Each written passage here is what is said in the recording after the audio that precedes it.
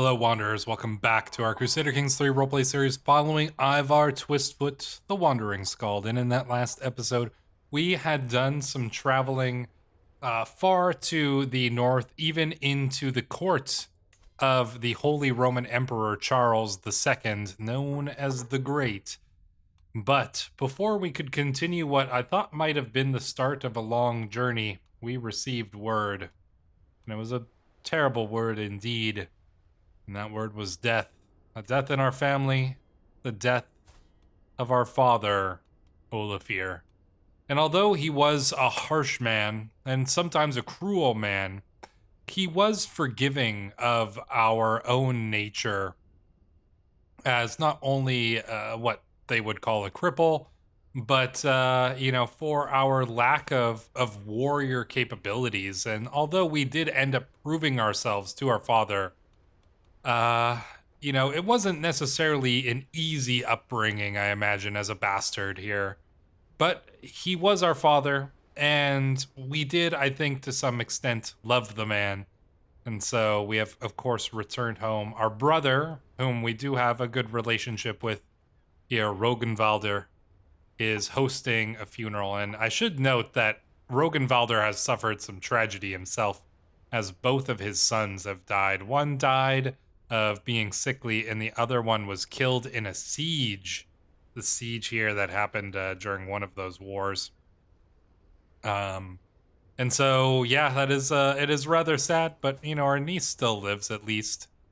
I should point out that the king here, King Harold, will be joining the funeral as well. So let us attend the funeral of our father.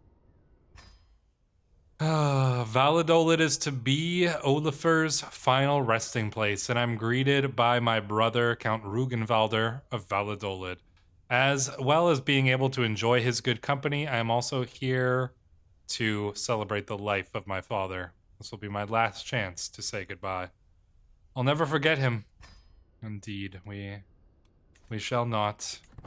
Let us attend the funeral of our dear father. So, all these guests are here. We can see the guest list. King Harold has joined us. Jarl Radiger, the Wolf Slayer, has come as well. Count Helgi Thorson here, of course. Mayor Otter, and many other warriors and noble folks here.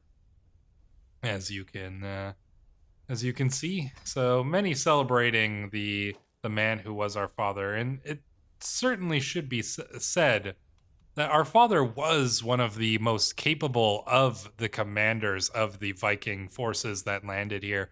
Berserker, aggressive attacker. He was a forder, the man was an overseer capable of leading those armies and a brilliant strategist. So certainly a key leader among the Viking warriors who took these lands.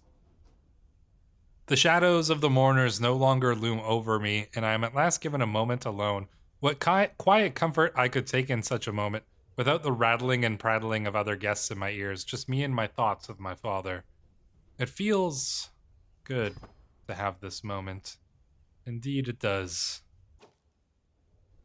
I and the other mourners take a reprieve from our grief to enjoy a great bounty of food. Hrodgir, usually the lifeblood of any feast, now sits across from me misty-eyed with an untouched goblet at his side. How can we make ourselves fat and merry in times like this? Are we to satisfy our hedonistic desires while Olafur has none? Well, I know somebody in our camp who is going to be fulfilling his hedonistic desires. Ardavan. And the other guests seem to agree there's wisdom in Hrodgir's oafish lamentation. We could join the offering, or a round of drinks for all, or I will remember him my own way. I guess we can join in the offering. Hrodgir, pet my cat. Okay. Hopefully with permission. Hunched beside me, bereft of the pretense of propriety, the inconsolable Rogenvalder gazes out to the nothingness before him. Not a tear falls from his eye. It says eyes, but he's only got one eye. Not a word passes his mouth until he turns to me. Odin can be cruel indeed. Why does the wind yet still blow? Why does the sea continue its push to the shore? Why does my body ache for food and thirst for water? The The end times is upon us. Ragnarok is upon us. My father is dead. While there's life, there's always hope, we say. Combine learning and diplomacy challenge against our brother, or we could quietly nod. You know, he speaks of Odin here, but we also have learned of a new god, of the Christian god, and so maybe we speak a little bit to our brother of that Christian god, and he is comforted indeed by our words. All eyes fall upon Count Rogenwalder as he falls to the ground in lamentation, hands coating his reddened eyes from view. Rogenwalder's sorrowful gasps and chokes have left his fellow mourners breathless, and many offer him comfort and reverence as if it were him who were to be committed to the hereafter. All eyes must only fall on me? No. I will offer comfort to my brother. And he has become our friend. We have bonded over the loss of our father. Before me, a feasting table stocked high with all manner of food and drink, as if Count Olafur were trying to offer a final act of magnanimity before parting. King Harold has so far refused to lay a finger on this banquet, however, swilling his goblet around in idle solace. His middle distance stare falls wearily upon me, and with a quiet nod, he raises his drink high. To Count Olafur, truly one of the greats. Indeed, and I will be greater still. No, we can't say that. To Count Olafur, we shall say, tell us what he really meant to you, or speak a quiet prayer. I think we will raise our glass as well. To Count Olafur, we shall say. Oh, dear. The mourners move through the hall, weeping in a kind of macabre dance, all for Count Olafur. The unsettling silence of a people holding back what they desperately wish to do. Silent screams never to part their lips. Hard-fought battles against tears being lost, so ashamed of their own grief. I rise to my feet to allow myself to get lost in the dance of my fellow mourners. I feel like they should... It would be nice if in the event, or in this funeral event, if it would take into account the traits of the character involved in the flavor text of this. Because, you know, would everybody be like sad and weeping over Count Olafur? No, I don't know about, you know, with these traits, but it would be interesting if it was like a slightly more religious ceremony, or if there were like people who were, you know, people who seemed to be happy that he was dead because he's got the sadistic trait, or, you know, people talking about, you know, his forgiveness and things like that. That would be kind of nice, but in any case, I must remain strong. I feel a quiet calm wash over me, gazing around the room full of mourners. Some eyes are stained red, others would like to see this as any other cause for gathering. One soul, however, looks to me with uncertainty as she tugs at my side. Aw. My niece Glode does not weep openly, but does not seem unmoved like many other children present. Uncle Ivar, she says, what happened to Olafur? Why is everybody sad? Oh, look at this. We get a moment with our dear niece here. That's kind of nice. Do not worry yourself, child. He is in heaven now, we shall say. Yeah, let's say that. He is in heaven now, dear child. And the child is comforted. Well, that is good. In the quiet corner, I overhear Bjorg chatting with a group of mourners. She somberly gestures over to me. It says, Bjorg Radiger's daughter, Snarfari. We all have fond memories of Count Olafur. I was just talking about the time. Oh, she was originally married to him? Well, okay. I guess that's how it went. Tell me, do you have any memories to share? The memories are too painful. Yes, I knew him well, yeah, because he was our father. I admit I have nothing. Well, we can't, I don't want to risk insulting people, so I think we're just going to say the memories are too painful. There we go. The sorrowful line marches on. The line to have a last moment with Count Olafur. At a last whisper, a last long goodbye, a last nothing at the place anyone will see him again. Truly a privilege it is to be here. The line brings me ever closer until at last the figure in front of me parts and there's nothing but a veil between me and him. Making a speech promising to rule in his honor, speak of his virtues. I don't think we can make this about us. I think we shall speak of our father's virtues and speak of how, you know, he raised us and taught us to be a man, and, made us what we are today. Oh, Juliana, you have been so brave, so strong. Words cannot describe my love for you. We've had a daughter. Bjorg. What shall we name our daughter? Well, I don't know. We are friends with King Harold. Could name him after his wife, but I can't get those characters in here. So what about after an ancestor? It doesn't have very many ancestors. Good. You know what? Maybe we'll name Christina. Yeah, let's name her Christina. There we go. Give her a good Christian name there. Oh, look at that. Our niece is becoming friends with a bunch of our children, I think. We go and look over. Oh, look, our brother. He's so distraught that he's become ill. Wow, that's kind of sad. But yeah, I think our niece is becoming friends with a bunch of our sons as well. So that's kind of cute. Of all the figures venerated and villainous, none have been desired more than Count Olafur. Okay. Interesting. Quiet time for prayer. Allow myself a moment of grief. I promise to be a better leader. You gain unrelenting devotion for 15 years. Let's see what that does. Legitimacy gain? I think it's a time for quiet prayer. Getting that piety boosted up pretty good too. Mayor Oder naively promised a favor to us? Well, that's nice. What kind of favor could we get from you? Now the time has come to commit Count Olafur's final rites before his journey into the hereafter. May he go to the halls of Odin in Valhalla. A beautiful ceremony. One can only hope that he was holding his sword when he died. Gain some legitimacy. Nice. Gain some piety. Nice. And we lose some stress. Even better. So I suppose it is done. Sad time, but, death comes for us all. So what do we do from here? Well, I did notice that we have a contract to hobnob with the ruler, so we can spend some time with our brother. And I think we are going to do that before preparing for what comes next. And I think what comes next is going to be the long journey because, with our father dead, I think Ivar here has... is going to take that opportunity. His ties are lessened here to some extent.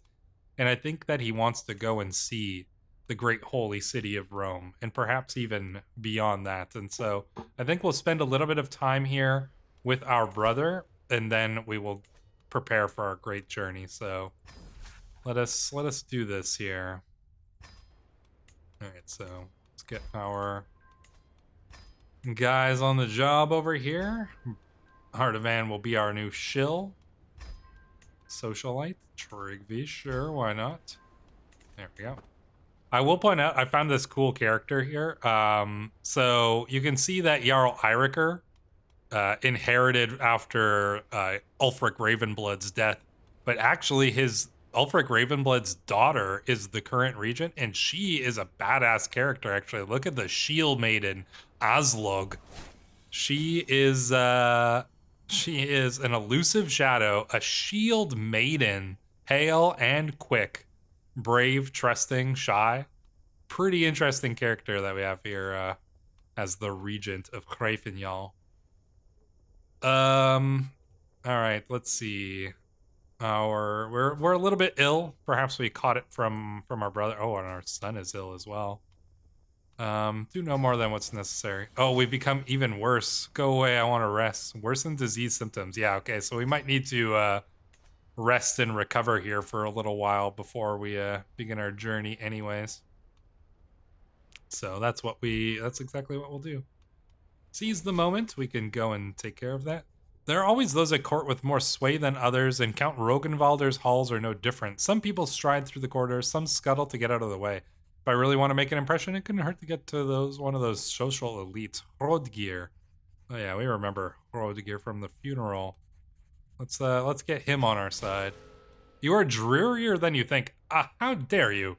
We are absolutely not drearier than we think, but maybe it's because we're sick.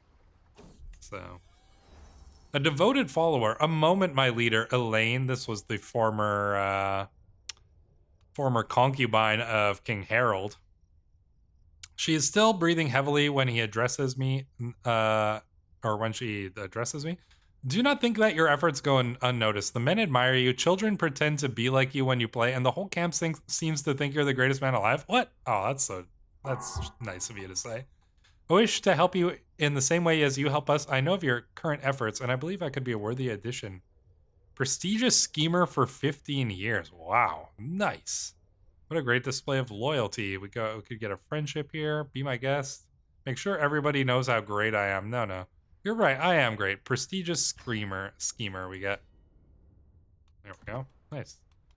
Alright, I think we will just, we don't need to wait any longer. Let's execute the scheme.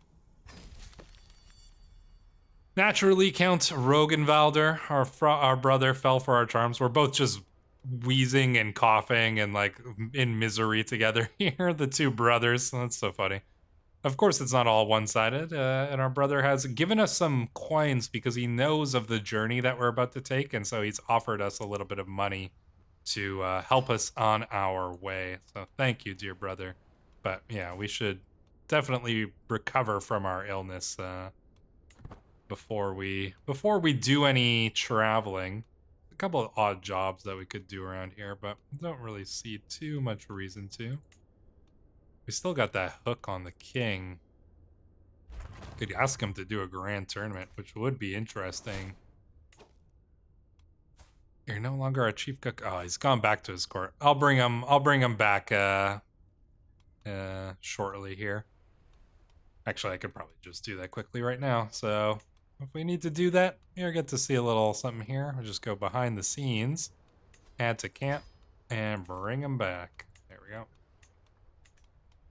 And yeah, it just doesn't. If you have a character who's from a court, like from somebody else's court, they often just go back. So it is what it is. Can't really do much about it. So there we go. Let us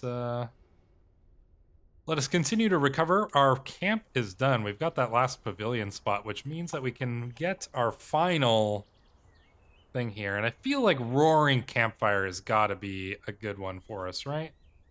Juicy rumors, nightly debates, grand aspirations. Yeah, this one feels right. We got to get that. Let's get the Roaring Campfire. Excellent. Yeah, we're still ill, so yeah, we're gonna hang around a little bit, recover from our illness here, and go from there. Make a request, arrange a marriage. Oh man, I really want to get a wife for Ordonu. But nobody in our camp would be suitable for that. Ivar, my leader, I have met the most bewitching woman here in Valladolid. Zahid Garcia says. Her family will not let us marry without me. Oh my gosh. Look who he's found himself. A lunatic, melancholic, scarred, ambitious, vengeful, and paranoid. This is the woman you've fallen in love with, Zaid? Okay. Your stupidness is showing a little bit, my friend. Let's see if she's willing to. Of course I will help. No, 46. Oh boy. I don't know if we can afford this, man. Let's see if she's willing to run away with you. She's not impressed because she's a mad woman, man. You lucky you dodged a bullet, Zahid. You dodged a bullet, my friend. Trust me. All right. Yeah, let's. We should probably gather provisions and stuff here as well. Gather a team of foragers, Juliana. She finds nothing. Oh, come on. All right, I guess we'll go into town and we'll get some. Supplies are this way. You wouldn't happen to have some nettle soup, or do we just buy them? 120. We load up on provisions. We don't really need that though. We successfully charm the lady. Good. See if there's any jobs we can do while we're here. Scholarly work. Probably could do some of that. Mingle at the tavern. Hear a story or two, and this story had a few good points. There we go. It's done. All right, there's a little job that we can do while we're waiting to recover from the illness. So let's go and take that. Create a work of learning. Luckily, we do have some learning type characters in our court now. So offer courtier to the benign leader Ivar of the Wandering Scalds. Oh, hey, it's Tolier. Hey, our best friend. Oh, no, he's become a drunkard since he got forced into becoming the Earl of Cheshire. I offer you my Gothi Balder af Skegen, a highly skilled man with a extensive knowledge of troop compositions. Okay. Maybe he wants us to become Norse again, but sure, we'll accept. Balder af Skegen. Nice. All right, yeah, we'll bring him in. Former Gothi. Should be all right. I hum as I look around Mayor Bjorn's study. Plenty of scripts, manuscripts, and short stories are gathered here in neat stacks that lined up on the shelves. A piece of work isn't necessarily judged by its length, surely. Even the mention of a single word can invoke complex emotions. But first things first, what size of work do I have in me? Settle for 3 chapters. With more in chapters, you'll face an increased amount of challenges. The rewards will be stacking, but so will the difficulty. Well, then our work should be exhaustive. Let's go for the gold here. I peer down at the blank pages in front of me. Words. Why is it always so difficult to start? The pen gently stroking my chin, I carefully ponder what the manuscript should be about. Mayor Bjorn wanted a scripture pertaining to the courteous arts. A valid point for me to consider. Yeah, let's obviously go for a passage on the social skills, because we're very capable at that. +1 score towards successfully completing the contract. After a while, as I get into it, I find myself scribbling away, filling page after page with thoughts and observation related to the courteous arts. The daylight fades and I sit in candlelight in his study, enjoying the hospitality that comes with being a working scribe. I reflect over this, all the while considering what the next chapter should be about. I'll dazzle them with my wits. Let's see. Yeah, let's dazzle them with our wits. A terrific chapter. There we go. After a while, I get into it. Let's go on for another chapter. Let's see. My military knowledge? I mean, we might as well just go for this. Oh, it lowers as you, but let's still do another one of these ones. As I sit writing, I enjoy some delightful birdsong, finding its way in from the magnificent gardens of Miranda de Ebro. Once in a while, when not out and about, Mayor Bjorn pops his head in the study, peering at my ink-blotchy pages of progress. He hums and then leaves, seeming busy with important matters. The thoughts lingering in my mind, I turn my attention back to the page. Is social skills still the pertinent thing to write about? Or do we dazzle them with our wits? Oh, it's getting a little trickier here. But that's given us our best chance for success. So let's go for it. I mean, we gotta write about what you know, right? Reading through the scribbles, I let out a pleased grunt. Relevant and concise, it should be able to satisfy Mayor Bjorn, certainly. Plates have been stacking up as I enjoyed the last few shreds of hospitality. Servants are becoming even stingier with the food. They want me out of here, so let's just finish this off. Oh, poor chapter, come on. It's because we didn't get enough food. Curiously eyeing the manuscript, overall a job well done. I shall have to put it in with the rest. Trust this should compensate you. Do let me know if you would like to try again sometime. So we didn't excel at the... Oh, wait, you have scored 4 out of 5. Oh, man, all right. Well, wasn't an exceptional one, but we made it. We did our best here. And we got ourselves a little bit of money on the way, which is exactly what one would hope for. So the question is, what is this? Grand Tournament. Whereabouts is your grand tournament? All the way down here? No, I'm not going that far. We'll hang out in the court of our brother for just a little while longer while our roaring campfires are done. We're still sick. At least our son is recovered here. Our brother's recovered as well. But we are still ill. Oh, and Juliana is ill as well. Luckily, she gets all these nice bonuses that will keep her alive for a while. She probably caught it from us, unfortunately. There we go. The roaring campfire is done. Let's go take a look at our camp here. And let's get ourselves an extra building from this Trailing Musicians unlocks the Master Bard. Ooh, that's a good one. Wandering Poets. Oh, unlocks the Master Bard Officer. Yeah. More likely to gain the Poet trait. That's cool. Well, we got to do that probably, right? This one has a lot of nice ones though. Nightly Debates, Juicy Rumors. Yeah, let's go with the Wandering Poets because we can build more, but Wandering Poets definitely makes the most sense for now. So that is exactly what we should go with here. We could probably write a poem while we're here. Choose the poem's fate. Let's distribute the poem. I do want to boost the prestige. Want to get that exalted among men if possible. So we'll take care of the poem. It's a job down here. Create another work of learning. We distribute the poem and we gain a decent amount of prestige. And there we go. We're finally feeling well again. That is good news. Good to know. The question is, Emperor Charles is hosting a grand tournament as well up here in, I don't think we want to go all the way up there though. It's not really exactly where we want to go. Maybe we should go to the court of the king for just a little bit of time here. And see if there's any jobs from King Harold. And he does have a job. Fight corruption. Oh, this is, holy crap, that's a lot of money. He wants us to take care of this. I mean, I guess he trusts us to do it. That is so much money. Yeah, obviously we have to take this contract. That's a ridiculous amount of money. Mayor Bjorn of Miranda de Ebro. This is a guy we know well as well. Visits my encampment for the day. As soon as we are left alone, it is embarrassing to admit, but I need your help dealing with the disobedient peasants. They flout their king's authority. Let me deal with them.